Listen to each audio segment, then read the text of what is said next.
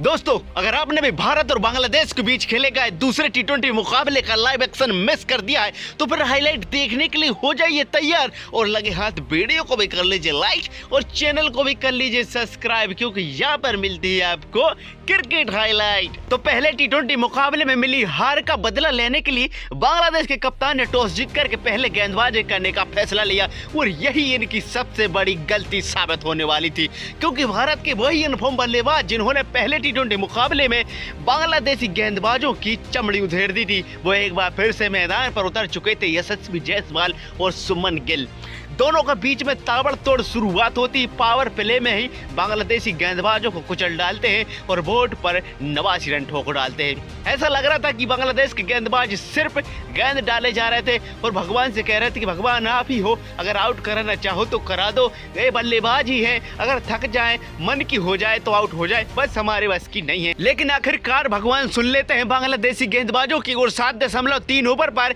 इनको एक विकेट मिल जाती सुमन गिल के रूप में। सुमन गिल 48 रन बना करके आउट होते। सुमन गिल के बल्ले से 3 छक्के और 2 चौके देखने को मिले। लाजवाब बल्लेबाजी की सुमन गिल ने, लेकिन जैसे ही भारतीय कप्तान सूर्य कुमार यादव मैदान पर आते हैं, लेकिन उससे पहले यशस्वी जायसवाल अपने अर्धशतक भी पूरा कर लेते हैं। अब लग रहा था कि सुमन गिल की तरह ही भारतीय कप्तान सूर्य कुमार यादव भी बल्लेबाजी करेंगे, लेकिन सूर्य कुमार यादव सिर्फ अपने बल्ले से 3 ही रन बना पाते हैं और आउट हो जाते हैं। भारत को एक के बाद एक 2 झटके लग जाते हैं। ऐसे में भारत की टीम दबाव पर आ जाती, लेकिन दूसरी तरफ खड़े यशस्वी जायसवाल पर कोई असर नहीं पड़ रहा था। उनके साथ बल्लेबाजी करने के लिए मैदान पर उतरे ऋषभ पंत एक तरफ से समय ले रहे थे, लेकिन दूसरी तरफ यशस्वी जायसवाल चौके और छक्कों से बांग्लादेशी गेंदबाजों की खबर ले रहे थे। यशस्वी जायसवाल की बल्लेबाजी की जितनी तारीफ करो उतनी कम। यशस्वी जायसवाल ने सिर्फ 51 गेंदों में शतक जड़ डाला। भाई दूसरी तरफ ऋषभ पंत भी अब यशस्वी जायसवाल को देखते हुए रंग बदल रहे थे, लेकिन ऋषभ पंत सिर्फ 24 ही रन बना पाते हैं और आउट हो जाते हैं।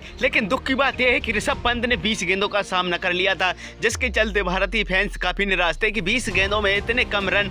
और दूसरी तरफ यशस्वी जायसवाल थे कि रुकने का नाम नहीं ले रहे थे, लेकिन उनके बाद क्रीज पर आते हार्दिक पांड्या। अब हार्दिक पांड्या नए आए थे क्रीज पर, लेकिन यशस्वी जायसवाल जो शतक बना करके क्रीज पर मौजूद थे। यशस्वी जायसवाल का भरपूर साथ निभाया हार्दिक पांड्या ने। हार्दिक पांड्या स्ट्राइक लेते चले गए और दूसरी तरफ यशस्वी जायसवाल चौके और छक्के लगाते चले गए। यशस्वी जायसवाल ने इस मुकाबले में इतनी गजब की बल्लेबाजी की कि पूरी दुनिया देख करके हैरान है। यशस्वी जायसवाल ने सिर्फ 71 गेंदों का सामना किया और इस पारी में उन्होंने 154 रनों की ताबड़तोड़ बल्लेबाजी कर डाली, जिसके चलते भारत ने इस मुकाबले में 247 रन बनाए। लेकिन उसके बाद जब बल्लेबाजी करने के लिए मैदान पर बांग्लादेश की टीम उतरी तो ऐसा लग रहा था कि बांग्लादेश के लिए ये काम नामुमकिन के बराबर है, लेकिन बांग्लादेश की तरफ से शुरुआत लाजवाब होती है।